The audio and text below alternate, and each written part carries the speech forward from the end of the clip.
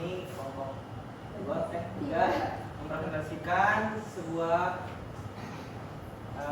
materi jadi tentang pewarisan, genetika, dan lingkungan. Sebelumnya kita perkenalan diri dulu. Saya Arvin Muhammad Nabil. Saya Bigi Surya. Saya Mutia Harina. Pada pertama ini kita akan diteruskan lagi. Oke. Jadi untuk memulai belajar ini kita harus tahu dulu definisi dari genetika itu apa sih. Jadi genetika sendiri adalah cabang ilmu biologi yang mempelajari gen, warisan sifat, dan juga variasi dari makhluk hidup. Genetika menjelaskan bagaimana informasi genetik dalam DNA diwariskan dan diekspresikan menjadi sifat organisme. Jadi genetika itu bagaimana kita mempelajari dari si induknya, nanti sifat-sifatnya, lalu ke anak-anaknya atau keturunannya, dan bagaimana si spesies ini mampu mempertahankan ciri khasnya untuk selanjutnya beradaptasi. Ya.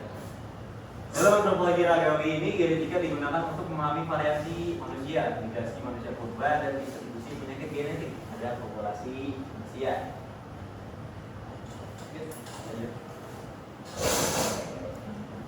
Jadi kita pelajari sejarah dan perkembangan dari ilmu genetika ini. Jadi ilmu genetika ini terus berkembang sama seperti yang sebelumnya evolusi Darwin. Tapi cara perkembangannya mungkin yang evolusi Darwin dia condong dari satu teori ya, lainnya menyebar ke berbagai aspek. Tapi di ilmu sejarah perkembangan genetika kita pertama belajar di era Mendel tahun 1866, di mana menemukan hukum dasar pewarisan melalui eksperimen tanaman kacang polong di saat itu. Penelitian itu pada tahun 1866 dan baru diakui pada 1900 setelah ditemukan kembali oleh Hugo de Franz, Carl Coren, dan Eric van Kemper. Jadi pada era kromosom, di mana selanjutnya lebih diteliti lagi tentang kromosom, yang dimana kromosom lagi mungkin bahwa gen berada pada kromosom melalui eksperimen Lord Drosophila melanogaster yang mengonsep tautan gen atau gen linkage dan memetakan kromosom serta meraih Nobel pada tahun 1933, disusul dengan era DNA. Jadi lebih dalam lagi nih, tidak cuma kromosom tapi lanjut ke DNA. Dia itu oleh James Watson dan Francis Crick menemukan struktur helix ganda DNA pada 1953 dengan kontribusi data X-ray dari Rosalind Franklin, kemudian di dasar genetika molekuler modern. Jadi bukan hanya pengamatan langsung secara botani aja ya, kan tadinya secara botani, tapi juga sekarang ada alatnya yaitu X-ray. Jadi kita bisa langsung dapat pemetaannya nih gimana sih DNA itu, gimana secara praktek. Selanjutnya di era genomik 1990 sampai sekarang, Human Genome Project selesai pada 2000, memetakan sekitar 3,2 miliar pasangan basan genom manusia. Bukan bermaksud dalam studi genetika dan antropologi biologis. Lanjut. Sudah kita harus mempelajari selanjutnya di struktur DNA dan juga gen. Jadi DNA atau yang kepanjangannya deoxyribonucleic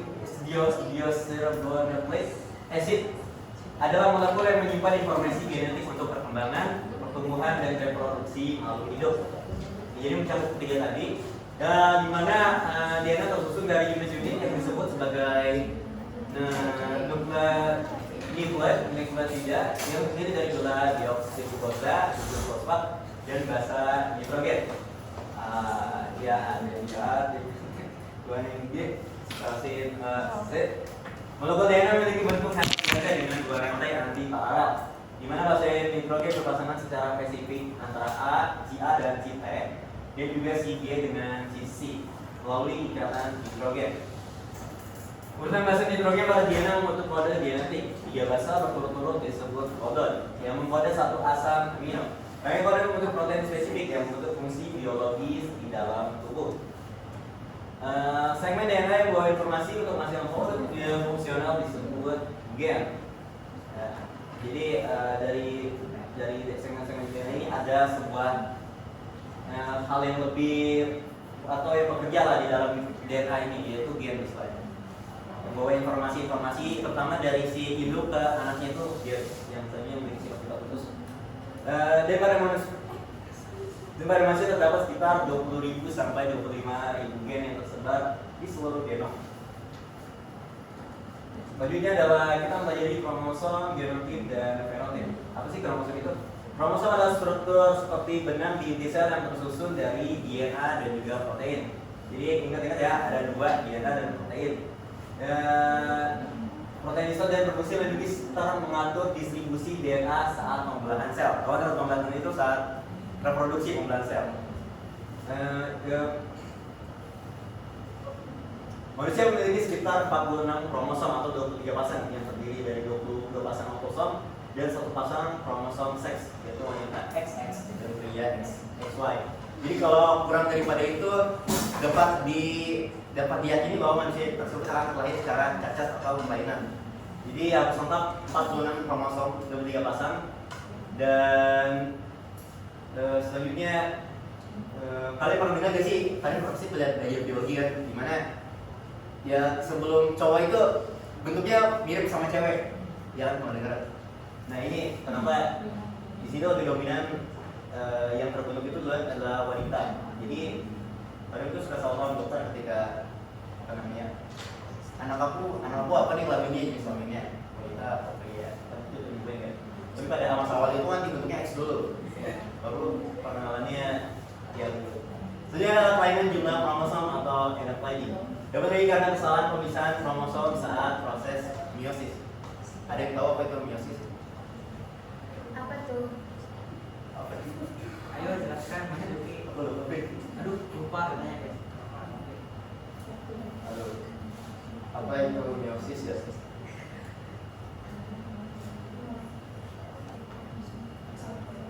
Jadi meiosis ini adalah yang paling umum ya, terutama pada mamalia dan manusia, di mana jenis pembelahan sel telur pada reproduksi seksual yang mengurangi jumlah kromosom menjadi setengahnya. Jadi dari proses ini menghasilkan 4 sel anak yang unik secara genetik seperti sperma dan sel telur. Untuk kelainan ada contohnya yaitu kasus Down syndrome. Contohnya adalah trisomi 21. Terus ada Turner syndrome 45 X ini ya. Dunkley-Nevold syndrome 47 XXY. XXY X-nya ada 2. Jadi ada kasus di mana saya bisa coba. Nah, ini dapat dideteksi melalui karyotyping yang penting dalam kedokteran dan kultural biologis. Genotip. Apa sih genotip? Genotip adalah komposisi alel atau gen dalam DNA yang tidak dilihat langsung dan relatif tetap. Sedangkan fenotip adalah sifat yang dapat diamati atau hasil dari genotip plus lingkungan plus interaksi di antara keduanya. Jadi genotip ini adalah ciri khasnya. Genotip ini adalah ciri khasnya dari komposisi gen dalam DNA. Sedangkan fenotip ini adalah hasil adaptasinya atau bagaimana selanjutnya si genotip ini berkembang gitu. Jadi contohnya adalah warna kulit dipengaruhi oleh gen hasil melanin dan paparan sinar matahari. Kita tahu kita awalnya punya kulit ada yang kuning, ada yang merah, ada yang coklat. Terus setelah itu genotip ya, kulit kuning, coklat, terus lahir yang kulit putih itu baik. Jadi ketika misalnya kita pindah ke daerah yang panas, tadinya kan mungkin kulit kita sedikit mencoklat ketika tidak dirawat. Jadi itu adalah hasil dari genotipnya. Jadi genotipnya tadi kulit asli kita, genotipnya adalah kulit hasil kita ya. Oke gitu selanjutnya. Jadi kita akan mengenal apa itu alel dominan dan resesif. Alel sendiri adalah variabel lanjut dari satu gen yang menempati lokus posisi yang sama pada kromosom homolog. Apa sih homolog itu?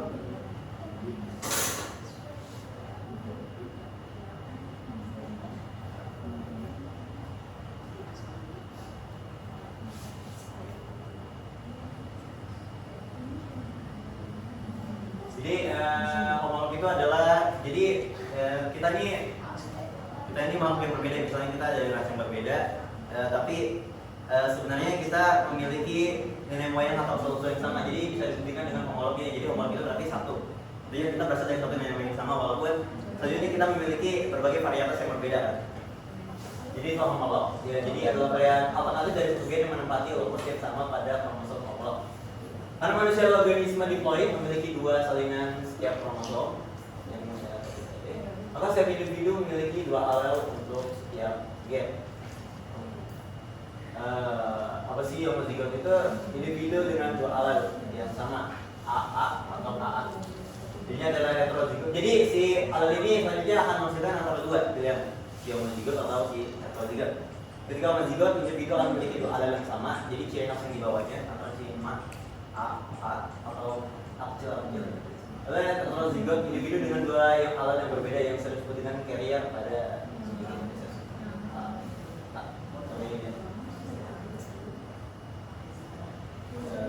selanjutnya kita lanjut aja ke jenis-jenis alel ini. Yang pertama adalah alel dominan. Alel ini adalah alel yang tetap mengekspresikan fenotip meskipun hanya ada satu salinan, yaitu AA atau AA. Biasanya dilambangkan dengan huruf kapital. Ini berarti alel resesif yang hanya mengekspresikan fenotip jika memiliki dua salinan. Dilambangkan dengan huruf kecil. Jadi perbedaannya adalah alel dominan ini terjadi ketika yang kita lihat itu huruf kapital itu adalah dominan, sisi dominan. Sedangkan ketika huruf kecil itu adalah sisi yang seimbang. Kenapa di sini ada AA, A kecil, AA. Jadi meskipun di sini kita bisa lihat AA saling berdominan, si AA, si A dan si A. Jadi walaupun bisa terjadi ketika dua-dua saling berdominan atau salah satu berdominan, tapi beda kasus kalau si nggak ada yang saling dominan gitu, itu ya resesi.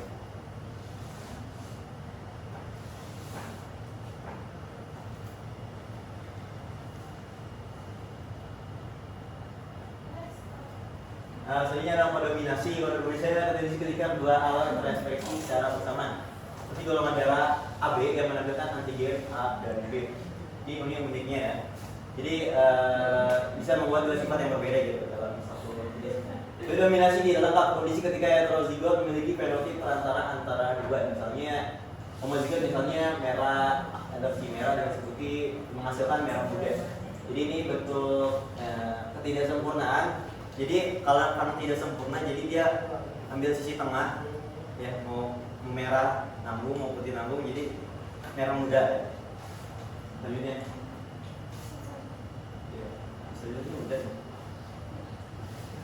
selanjutnya itu ada polarisan genetik. Jadi harus diketahui bahwa hukum metode itu ada dua, yaitu pertama hukum segregasi. Nah ini tuh menjelaskan bahwa setiap individu memiliki dua alel atau pasangan gen untuk satu sifat yang berasal dari masing-masing orang tua. Saat proses pembentukan sel atau gamet terjadi, kedua alel tersebut akan terpisah. Akibatnya setiap gamet hanya membawa satu alel saja. Ketika pembuahan terjadi, alel dari ayah dan ibu akan bergabung kembali sehingga terbentuk pasangan alel baru pada keturunannya. Lalu kedua ada hukum asosiasi bebas yang menjelaskan bahwa gen yang mengatur sifat yang berbeda akan diwariskan secara bebas satu sama lain. Artinya, pewarisan satu sifat tidak mempengaruhi pewarisan sifat lainnya. Namun hal ini berlaku jika gen tersebut tidak berada pada kromosom yang sama atau tidak saling terikat. Lalu yang kedua ada pewarisan pada manusia, yaitu ada autosomal dominan yang muncul pada setiap generasi. Hal ini tuh kayak suatu kelainan yang bisa muncul meskipun hanya satu alel dominan yang diwariskan dari salah satu orang tuanya. Karena cukup satu alel saja, sifat ini biasanya terlihat pada setiap generasi dalam suatu keluarga. Contohnya itu ada polidaktif yang anaknya itu tuh bisa punya jari lebih dari 5. Lalu kedua ada autosomal resesif. Ini tuh biasanya terjadi karena perkawinan saudara dekat. Jadi kalau misalnya kalian contohnya itu punya saudara yang mereka itu saling nikah, pasti itu masalah keturunan mereka itu mempengaruhi produksi hemoglobinnya. Lalu ketiga ada terpaut seks. Jadi kayak laki-laki itu lebih beresiko buta warna karena adanya inaktivasi X pada wanita untuk keseimbangan gaya, yaitu kan kromosom laki-laki itu cuma ada satu ya, dan sementara kromosom perempuan itu ada 2. Jadi salah satu kromosom perempuan itu juga buat ngebalance kelainan genetik itu. Lalu selanjutnya itu ada variasi mutasi dan genetika populasi. bahwa sifat itu ada dua, yaitu kuantitatif dan mutasi. Nah, kuantitatif itu tuh kayak tinggi badan atau pola pikir yang dipengaruhi oleh banyak gen. Selain genetik keluarga kalian yang pengaruh di lingkungan itu juga sangat mempengaruhi karena kalian hidup di lingkungan itu. Misalkan kayak kalian temenan sama orang yang cukup pintar, kalian mungkin bisa aja ikut kepintaran mereka karena kalian itu bergabung sama mereka. Lalu mutasi. Nah, mutasi itu perubahan pada material genetik yang dapat terjadi secara alami. Perubahan ini bisa berupa perubahan pada satu dasar atau perubahan yang lebih besar daripada struktur kromosom. Mutasi dapat menghasilkan variasi genetik baru dalam suatu populasi. Variasi inilah yang menjadi salah satu sumber penting dalam proses evolusi karena memungkinkan munculnya sifat-sifat baru yang kemudian dapat dipilih oleh lingkungan melalui proses seleksi alam. Nah, setelah itu ada hukum Hardy-Weinberg yang menjelaskan bahwa frekuensi gen dalam populasi akan stabil jika tidak ada seleksi alam, mutasi atau migrasi. Nah, setelah teman-teman saya tadi membahas tentang genetika dan pewarisan genetika secara mekanismenya, nah di sini saya ingin menjelaskan bagaimana sih hubungannya pewarisan genetik dan adaptasi pada lingkungan. Di sini kita perlu ketahui dulu konsep dan definisinya apa itu adaptasi. Nah, adaptasi itu merupakan proses di mana populasi memperoleh sifat-sifat yang meningkatkan kemampuan bertahan dan bereproduksi di lingkungan tertentu melalui seleksi alam selama banyak generasi. Jadi di sini kata kuncinya itu di populasinya, bukan di individu. Jadi adaptasi genetik itu bukan sesuatu yang terjadi di dalam hidup itu hanya kepada satu orang, tetapi proses yang berlangsung ratusan sampai ribuan generasi. Nah, di sini ada 4 jenis adaptasi yang saya kotakkan. Yang penting kita bedakan, kadang sering tercampur aduk. Jadi pertama di sini ada adaptasi genetika dan evolusioner, di mana perubahan terjadi di level DNA, frekuensi alel di dalam populasi berubah akibat seleksi alam yang ada waktu sangat lama. Jadi skalanya ribuan generasi. Lalu yang kedua itu ada aklimatasi fisiologis. Di sini perubahannya itu terjadi merupakan sebuah respon tubuh dalam jangka yang panjang, hitungan minggu atau hitungan bulan tanpa perubahan DNA sama sekali. Jadi DNA-nya masih tetap sama gitu. Misal contohnya dari itu ketika kalian naik gunung atau pergi beberapa minggu keluar kota, nah tubuh itu akan memproduksi lebih banyak sel darah untuk mengkompensasi oksigen. Nah, kalau kalian udah balik lagi nanti normal lagi. Lalu selanjutnya itu ada perkembangan, adaptasi perkembangan. Jadi ini terjadi selama masa pertumbuhan. Ya, anak-anak yang lahir di misal lahirnya di dataran tinggi memiliki cenderung kapasitas paru-parunya lebih besar, juga yang di sisi laut begitu. Itu bukan karena perubahan DNA tapi adaptasi perkembangan yang selama sana. Lalu di yang keempat itu ada budaya dan perilaku. Di sini manusia itu satu-satunya makhluk yang bisa beradaptasi secara masif gitu. Jadi ada teknologinya, ada pakaiannya, ada pola makanan, dan lain-lain. Ini yang paling cepat terjadi di budaya dan perilaku. Oke, lanjut.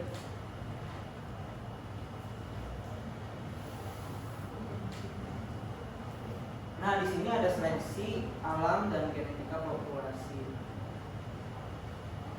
Nah, kita ini penting karena cara kerjanya itu berbeda-beda dan menghasilkan dampak yang berbeda juga pada populasi. Nah, di sebelah kanan ini sini ada penjelasan mengenai seleksi positif, di mana hal yang menguntungkan itu meningkatkan frekuensi lingkungan itu. Misal nih, di lingkungan yang panas yang banyak UV, alat itu membuat kulit itu lebih gelap dan lebih banyak dipilih karena individu yang gelap itu lebih sehat dan lebih banyak turunan. Lama-lama alat itu mendominasi populasi. Lalu di sini ada seleksi pemurni di mana penghilangan area yang berbahaya. Nah, paling umumnya itu area yang rusak tuh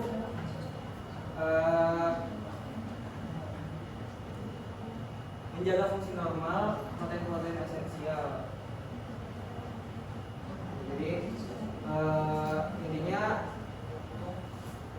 populasi gen-gen yang membuat tidak berkembang, misal di jantung, akan dihilangkan karena individunya tidak bertahan sampai. Dan lalu di sini ada seleksi seimbang, di mana alel itu dipertahankan. Contoh di heterozygote advance pada sel sapi Phaeophilia. Nah di sininya itu ada prinsip Hardy-Weinberg, di mana ini ada rumusnya dari beliau ini T kuadrat plus 2T plus I kuadrat kembaran 1. Itu merupakan persamaan Hardy-Weinberg.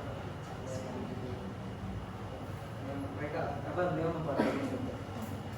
Jadi intinya populasi yang ideal itu populasi ideal yang sangat besar, perkawinan acak, tidak ada mutasi, tidak ada migrasi, dan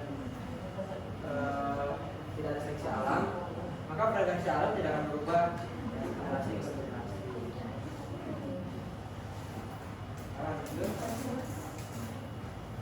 Nah di sini ada adaptasi pigmen kulit.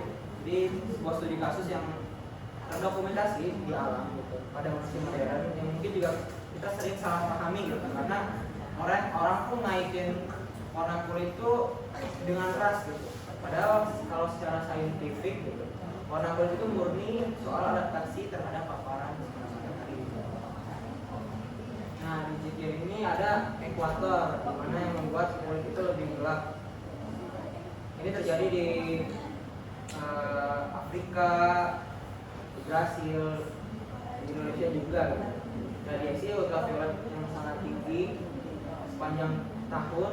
Nah paparan UV yang berlebihan itu bukan cuma soal kulit yang terbakar, tapi bisa memecah folat vitamin B9 yang ada di dalam tubuh kita. Kenapa? Nah kenapa sih folat itu penting? Folat itu penting pertama karena folat itu sangat kritis untuk perkembangan tabung saraf janin di awal kehamilan. Kekurangan folat saat hamil itu bisa menyebabkan cacat tabung saraf yang serius pada bayi. Folat itu berperan dalam spermatogenesis, yaitu pembentukan sel sperma yang sehat. Jadi individu dengan kulit yang lebih gelap itu mengandung banyak eumelanin yang punya keunggulan tersendiri, terhadap UV, simbol UV sempat masuk ke jaringan dalam, sehingga mereka itu bisa lebih sehat, reproduksi lebih efisien, dan yang menghasilkan melanin lebih mendominasi. Di sebelah kanan di sini ada berbalikannya, ini di lintang tinggi, di mana kulit itu lebih terang. Nah di sini itu di bagian-bagian yang tingginya di Rusia, Kanada, di mana radiasi UV itu sangat rendah, terutama di musim dingin. Karena masalahnya itu berbeda. Di sini masalahnya itu UV rendah sehingga kekurangan vitamin D3. Kenapa sih vitamin D itu penting? Di sini itu fungsinya untuk menyerap kalsium sebagai fungsi imun dan juga regulasi hormon. Nah, solusi genetiknya itu di sini ketika melanin rendah, maka kulit lebih terang. Jadi keunggulannya mungkin lebih terang sehingga sintesis vitamin D itu lebih efisien. Nah, di sini yang di bawah ini itu gen-gen pendukung utamanya dari kedua kasus ini, dari C1R, DLC24A5, SLC45A2, OCA2, TLG, dan GR. Ini lumayan namanya sedikit sulit. Oke, lanjut. Nah, di sini ada adaptasi genetik yang lain di ketinggian atau ada toleransi laprosa dan diet. Sebagaimana waktu itu pernah dijelaskan di pertemuan pertama gitu kan, tentang masalah hipoksia, di mana O2 itu hanya kurang 60% gitu ketinggian pada umumnya. Nah, ini kan ada contohnya, ada Tibet, ada Andes, ada Ethiopia gitu. Nah, di Ethiopia juga kan merupakan populasi yang dataran tinggi, sehingga punya mekanisme lain yang masih harus dipelajari. Nah, Tibet kan yang paling ininya, yang paling unik gitu. Kenapa? Karena di penelitian geonomi modern, si Tibet ini punya varian gen EPAS1 yang menunjukkan, jadi udah berevolusi gitu. Nah, lalu di kanan ini ada adaptasi genetik yang toleransi akan laktosa dan diet. Ini contoh yang saya rasa itu paling dekat gitu, karena semua bayi itu kan bisa mencerna susu karena punya enzim laktase ya. Tapi sebagian yang lain juga termasuk manusia itu menurun drastis ketika setelah tidak menyusu gitu. Artinya banyak orang-orang dewasa gitu yang setelah itu agak tidak toleran gitu dengan laktosa, sehingga kadang membuat diare. Nah, di sini tuh di Eropa Utara, di Afrika Timur, di Timur Tengah dan Asia Tenggara itu salah satunya lah yang toleransi dengan laktosa. Di Eropa itu ada sekitar 90%, di Afrika Timur 70%, di Asia Tenggara termasuk Indonesia itu di bawah 30%. Nah, yang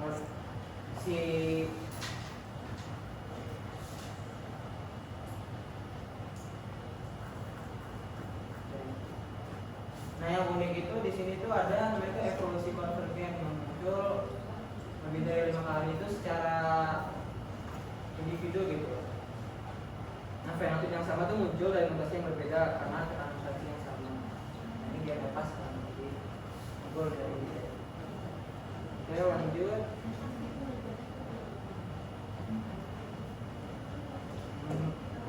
Di sini kita membahas tentang interaksi genotip dan lingkungan GXE. Jadi maksudnya gimana sih genotip? Jadi genotip kita tuh menentukan rentan kemungkinan, tapi lingkungan kita itu menentukan di mana dalam rentang itu kita berada gitu, posisi kita sebagai bagaimana. Yang kadang sering dilupakan itu ada interaksi antara keduanya, keterkaitannya itu. Efek sebuah gen itu bisa berbeda. Efek dari sebuah gen itu bisa berbeda-beda tergantung kondisi dari lingkungannya. Contoh nih ada 3 contoh. Nah, ini ada warna kulit. Jadi genotip mutasi dan mempengaruhi itu sama dengan fenotip warna kulit yang aktual. Nah, orang dengan genotip sama di Skandinavia juga di ekuator itu akan berbeda warna kulitnya. Ini karena tergantung pada genotip lingkungan. Lalu yang kedua itu ada gen MAOA dan perilakunya. Jadi ini lebih ke ranah psikologisnya sih. Jadi varian gen MAOA ini meningkatkan resiko agresivitas jika dikombinasikan dengan trauma masa kecilnya. Tanpa faktor lingkungan, efek genetiknya itu minimal. Lalu yang terakhir ini ada epigenetik, di mana ini merupakan ilmu yang berkembang lumayan pesat belakangan ini ya. Nah, epigenetik itu mempelajari bagaimana sih perubahan dari gen yang tidak melibatkan perubahan protein DNA, dan terus juga mekanismenya bagaimana gitu. Di sini mekanisme itu metilasi DNA dan modifikasi histon itu mengubah ekspresi gen tanpa mengubah urutan DNA. Beberapa perubahan itu dapat diwariskan ke generasi selanjutnya. Lalu di sini tuh ada kata kunci adanya sel X Maria seleksi itu. Oh ya, ini tentang implikasi ini tuh gimana farmakogenomik itu dosis obat yang tepat berbeda, yang berbeda-beda tergantung orangnya, tergantung gennya. Lalu nutrigenomik tentang diet sehat satu orang sebelum tentu optimal untuk orang lain. Lalu ada kesadaran mental dan juga kesadaran genetik.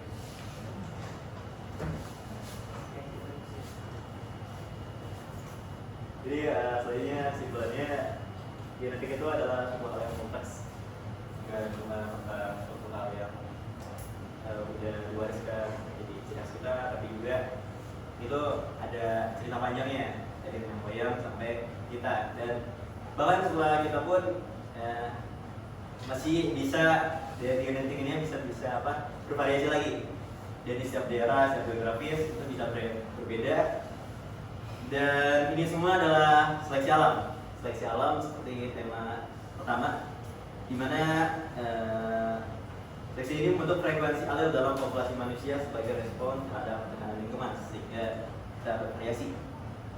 Ya, alel ini seperti kata kunci awal, alel ini adalah yang membuat kita bervariasi dengan ciri khas tertentu. Selanjutnya seperti fermentasi kulit, adaptasi ketinggian, toleransi laktosa, dan resistensi penyakit yang menunjukkan proses adaptasi ke genetik pada masa modern. Setelah jelaskan oleh Dr. Andrea sebelumnya. Selain itu, koevolusi gen dan budaya menunjukkan bahwa perubahan sosial juga dapat mendorong seleksi genetik. Jadi seleksi genetik ini bukan sekedar kebutuhan biologis manusia atau perjalanan biologis manusia, tapi juga perjalanan biologis ini dipengaruhi oleh faktor-faktor tuntutan budaya, geografis, dan ya, gitu deh. Yang menegaskan bahwa interaksi gen dan lingkungan menegaskan bahwa ekspresi fenotip selalu dipengaruhi oleh konteks lingkungan. Jadi seperti yang dimention di awal, genotip dan fenotip bedanya. Genotip adalah yang melekat, yang menjadi ciri khas kita, yang nggak bisa dilihat secara fisik, tapi yang membentuk kita secara struktural. Dan fenotip ini selanjutnya yang adalah hasil fisik kita. Dan ini menunjukkan bahwa fenotip tadi itu berekspresi dipengaruhi konteks lingkungan, sehingga keberagaman genetik manusia merupakan hasil adaptasi, bukan hierarki dari biologis. Jadi nggak ada tuh yang namanya rasisme, nggak ada tuh yang namanya si ini lebih unggul, ini lebih rendah. Tapi ini semua adalah bagaimana seleksi alam bekerja, apa yang manusia terapkan secara biologis, secara fisik mengalami biologisnya. Dan inilah kita manusia beradaptasi. Oke, sekian dari kami. Ini referensi yang paling besar. Sekian presentasi dari kelompok kami. Mohon maaf dari kesalahan. Wassalamualaikum warahmatullahi wabarakatuh.